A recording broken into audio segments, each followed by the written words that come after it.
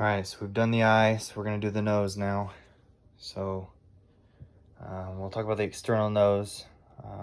It's made up of the frontal bone, maxilla, and nasal bone, and that there's hyaline cartilage within it.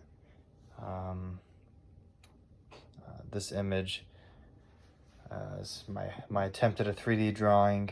It's supposed to be bilateral, so there's another portion coming off on the other side.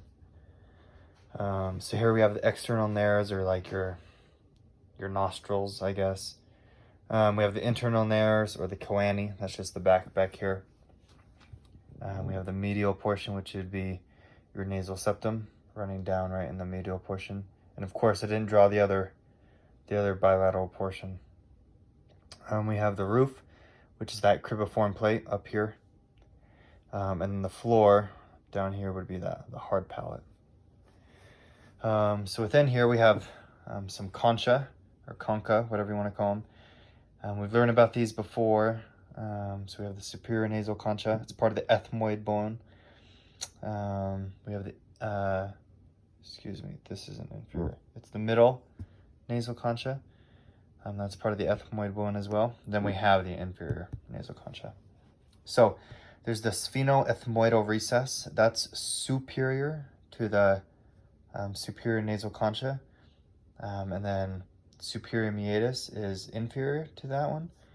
The middle meatus is inferior to the middle nasal concha, and the inferior meatus is inferior to the inferior nasal concha. Some innervation that runs through the nose is C1 is smell. That's that cribriform plate. Those little olfactory receptors are chilling there. V1 and V2 for sensation, and we have this one's just called the nasal portion of it.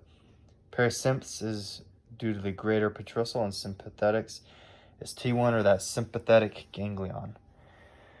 There was a lot of like repeat information, I felt like, throughout this chapter or module, so I skipped some stuff that we've already talked about, like epitaxis and whatnot. But we didn't talk about these gateways, so I wanted to talk about the gateways. So we have the foramen cecum, or cecum, is the emissary veins run through it. We have the cribriform plate, which we talked about. Sphenopalatine foramen, that's part of the fossa lecture. You should know by now that the sphenopalatine artery, nerve, and vein will run through it. The only thing that you didn't know is that it's located in that superior nasal meatus.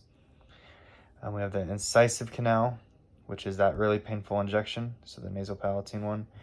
We have external nares, which would be your nostrils, and it's innervated by the infraorbital of V2. So it comes out through the infraorbital and comes up and does your external nares. And then we have the small lateral wall foramina. And I don't really know what this was, but it's from the greater palatine. And so that's pretty much the nose. We knew the paranasal sinuses, I think is what it's called, or parasinuses.